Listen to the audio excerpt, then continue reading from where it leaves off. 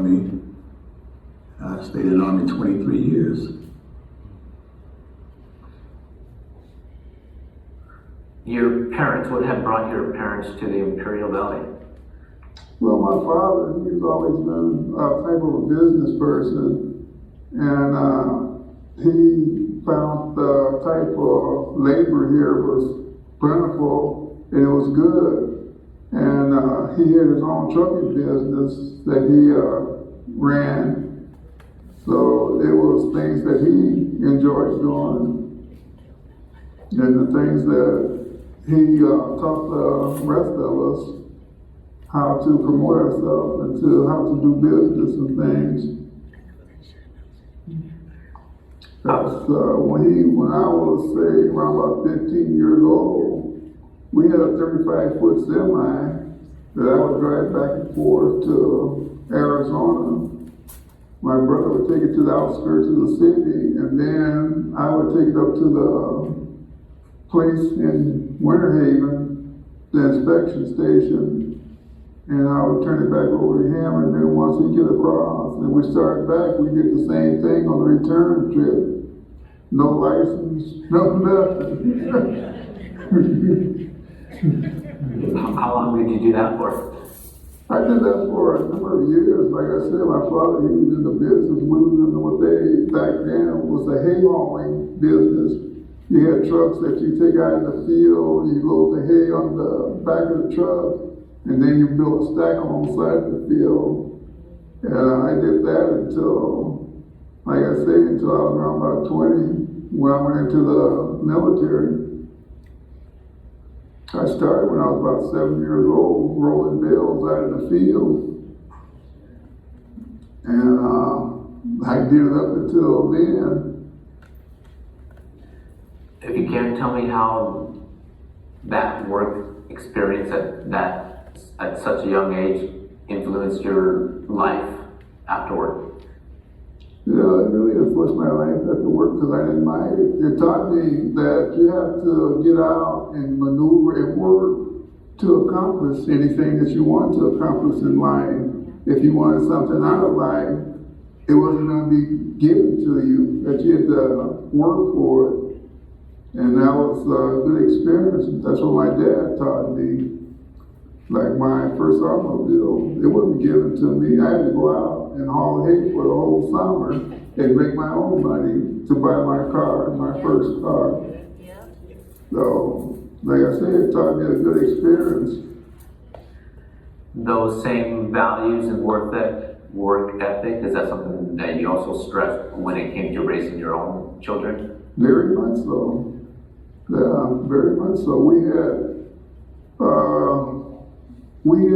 My wife, she wanted to become a school teacher.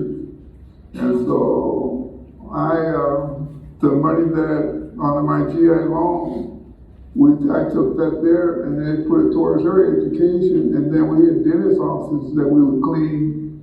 We would clean in the evening, and then on the weekend, we had around about 7 or 8 dentist offices. And we taught our children that they would go to the dentist office with us, and they would dust, they would sweep, and we taught them how to mop and how to generally clean work. So my daughter's there, what they got also. The cleaning business, if you can, tell me how that came about. It originated from my father-in-law. My father-in-law, he had dentist office that he cleaned, and he taught me how to do custodial work and everything. And so that's how it originated. And then when he decided he wanted to retire, I was lucky and fortunate enough to be able to take over the dentist office that he had. And like I said, my family, that's how we did things. And it helped put my wife through school. For teaching, right? You mentioned that. Yeah, she became she had a nursery business at the house, and I was employed with the Centro School District with children all the time. And I got kind of disgusted when getting off of work with children all day long and coming to a house full of children. It just didn't sit very well with me after a while. So I asked my wife, what did she want to do? What profession did she want? And she said she had always wanted to be a school teacher. So I said, okay, that's what we're going to do. How did your family find their way to the Imperial Valley? Well, first of all, my father, being Filipino, came from the Philippines, and my mother, being Mexican, ended up coming from Guadalajara, Mexico. And starting with my dad ended up coming from the Philippines because he was born in May 15th, 1903, and he came in a cargo ship. And when he came in the cargo ship, there was hundreds of individuals that came in there from the Philippines. So my dad left the Philippines, which was San Felipe, where he was born, in April the 21st, 1925, and it took him 22 days to get here. So they reached here in May. And so I was able to find some of the paperwork that leads to his name being in that crew list. So that was really, really, really good in being able to find it. So when my dad arrived here, he arrived in Hawaii. We don't know how many years he stayed there in Hawaii, but he was there for a while. And then afterwards, I guess either he got a cargo ship, I don't know, but he ended up in San Diego afterwards. And being there in San Diego, he loved farming, and that's one of the things that he did. He was farming there. He didn't have a big farm. My understanding, he had a small farm there. But when the snow came in one time, it was really bad. It wiped him out. So then he decided that he came to Imperial Valley. And when he came to Imperial Valley, he went to a small one, and he had a little farm there, and he grew vegetables and fruits there too. And during that time, he turned around and he liked to have his clothes pressed, ironed. And so he met my aunt, which was his age. And so he would bring his clothes every week to my aunt's house. And all this time, my aunt thought that my dad was interested in her because they were both around the same age. Finding out later that he really wasn't interested in her. He was interested in her niece, which was my mother, who was 22 years younger than my father. So after that, a couple of, I can't say years, months later, they were married. Your children, assuming they also went to pursue a higher education? Yes, all my kids graduated from college. Was that challenging at all as a parent to navigate that route and to ensure that they followed through? No, because they knew who I was. That's it. You're going to school. You're going to do better than I did. I told my kids, you're going to do excel better than what I did. And you do better than I did. I'm going to make sure you do better than I do. I don't want you to depend on nobody. My girls thought I was crazy when I said, I said, you don't want you to depend on no man. No man, I want you to depend on no man. So you got a good brain. I want you to use your brain, get an education, be self-sufficient. That's what I want my girls to be, self-sufficient. When they grow up, depend on no man. I'm sorry. That's what I told my girls. I'm sorry, but that's what I told my girls. Depend on no man to do nothing for you. You got a good mind, you get a good education, you be self-sufficient. If the man will leave you, you have nothing to worry about. You still can function in life. End of the 50s, and then things started to change. In what ways? Well, they started, the integration for one thing, because even our schools were all black teachers at Washington School, and my mother had all black teachers at Douglas School. So in the late 50s, early 60s, we started to go over we called it across the tracks, the school. Yeah, and we had to walk.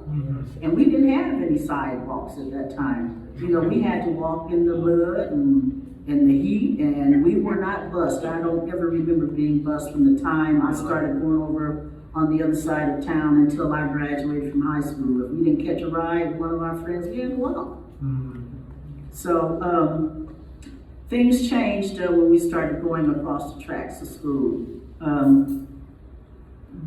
Our athletic abilities were challenged. Our mental stabilities were challenged. Even our books were different when we got across the tracks. Tests were different. But by the time I went across the tracks, I could read, write, and do arithmetic. And the white kids couldn't read and write like I could. Yeah, because my grandmother set us down every night and opened those books, and we had to learn to read. We passed the book around. Everybody had to do a paragraph every night. And by the time I reached junior high school, or even by the time I was in the fourth grade, my reading and writing abilities was that of, probably a high school person. So that is how we learned, because we had all black teachers and they were insistent that we learned how to read and write for sure.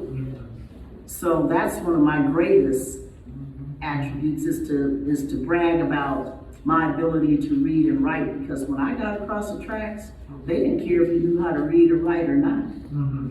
So that education was a key component, It was especially definitely on the east side, from black mentors that you had, black teachers that you had, because all put an emphasis on reading and writing. And all of those teachers came out of the South. Those ladies, they didn't play. They came out of the South, North and South Carolina and the Arkansas and different places like that. And these women were educated, and the men too. These people were educated, and they knew how. June Beasley, I tell you, that lady came here when she was 18 years old, and she was, you talk about brilliant, that woman was brilliant, really, and she was a great teacher.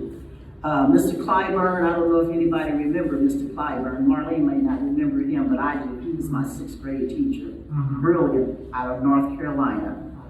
Yes, Marva Walker, I don't know what her maiden name is, came out of the North Carolina, Winston-Salem. All of my cousin Ronnie Osborne, all those guys went to school back there. Donald Walker. Those people were brilliant. And when we got over to Woodrow Wilson and over to the Spartans, they couldn't hold a candle to our abilities.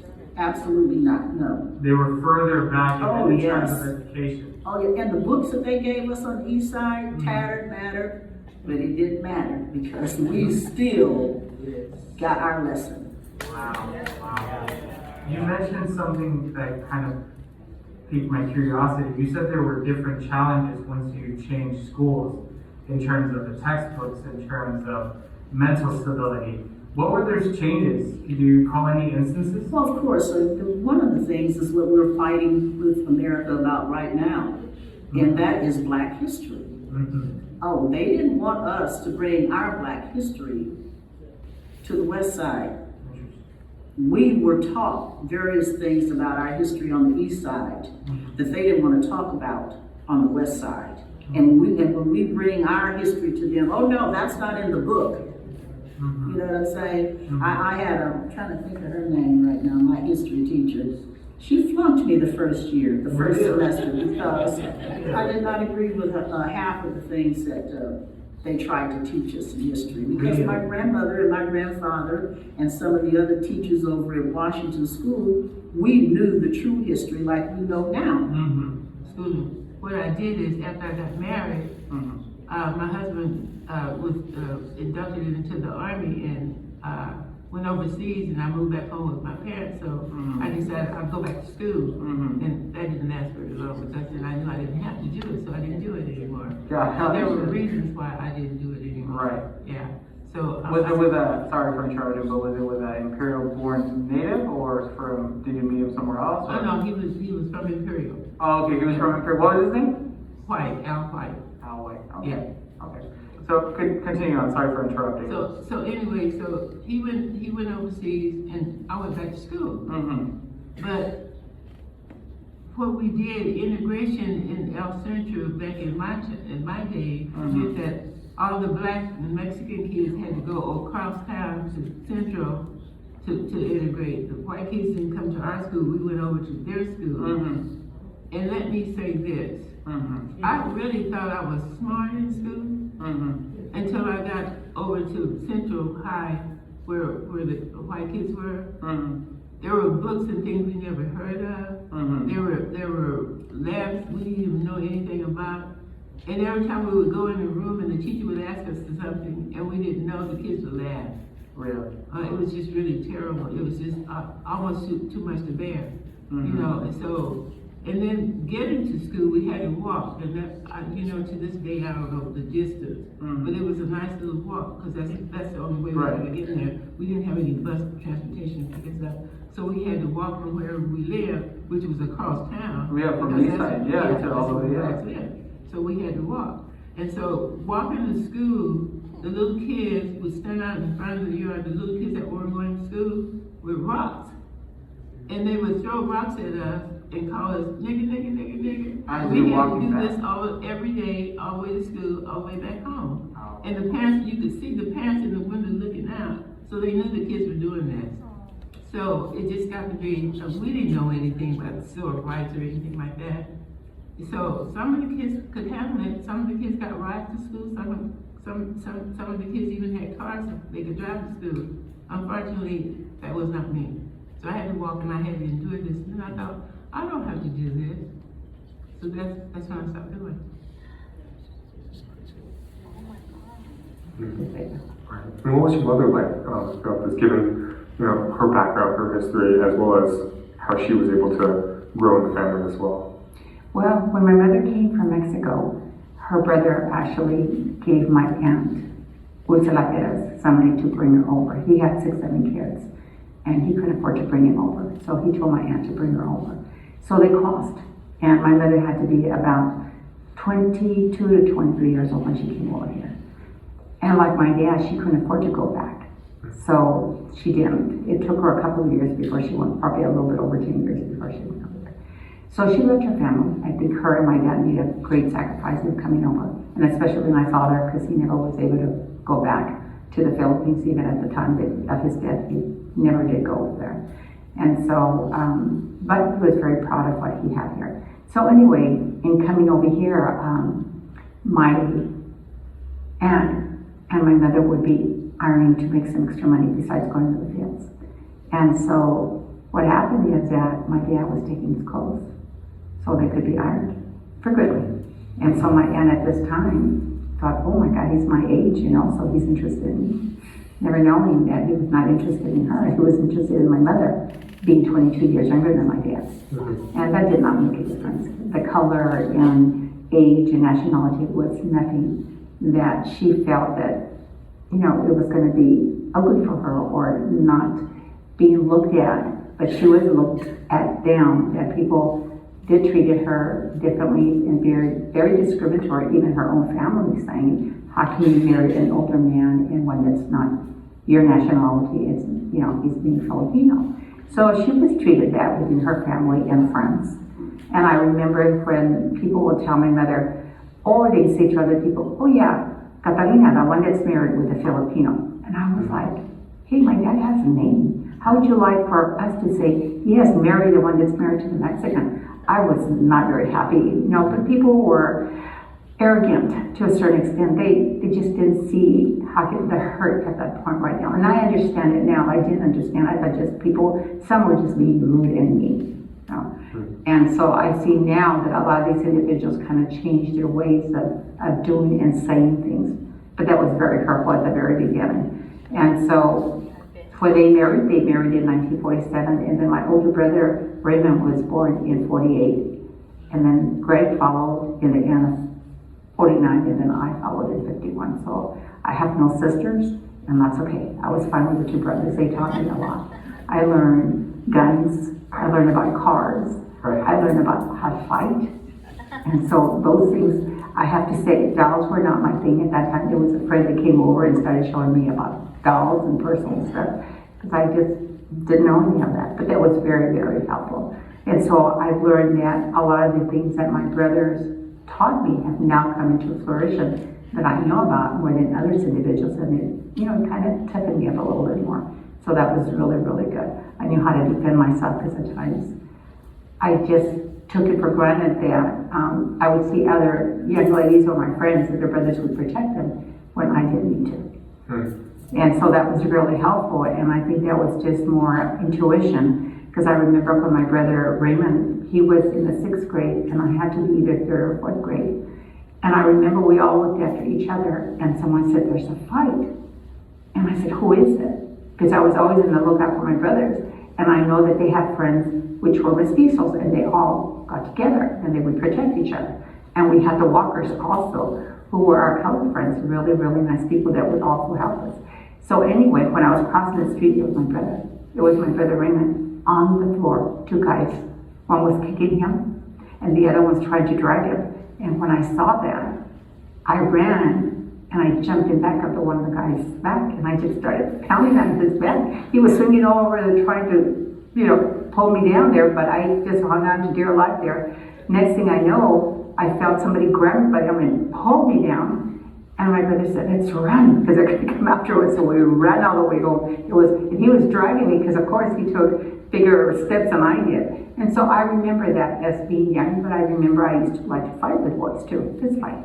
Right. And so, that made me a little bit stronger. I just didn't feel that I wanted to be a sissy at that time, especially being a girl. That was really, really helpful at that point. So your kids, you think your kids have had it any better growing up? Yes, growing up on a military base is totally different than civilian life. It's totally different on a military base. Everything, if you do something, they're gonna come get me. You're my child. I've been in front of the post commander more than a whole lot of times because of my daughter and my son. My oldest daughter still like to fight. I told them, don't talk to my kids not to fight unless somebody mess with them. I told this one girl used to pick on her in Missouri, my neighbor's daughter. I said, "You come back here crying, you're gonna have to fight me." Told my daughter. I should never told her that.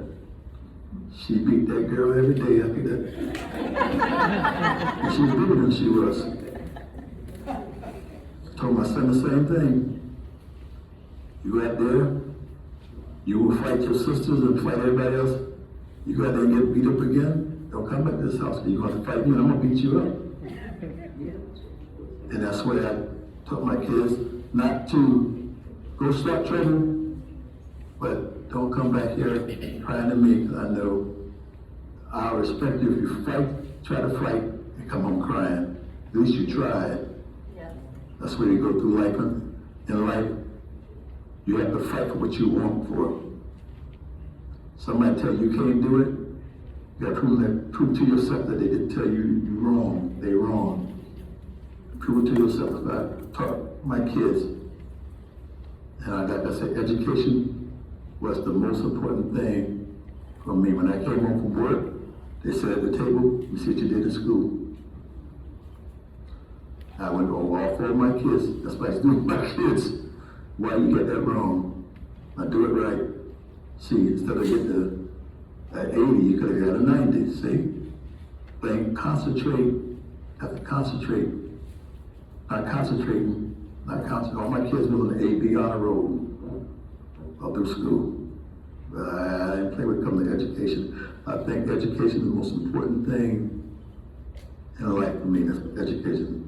That's a trouble mind is a thing to waste. That's what I told my kids. Education. You mentioned, you spoke a little bit about what had prompted you to enlist in the armed forces. Yes. At the time, was there any other options, I just wanted to get away.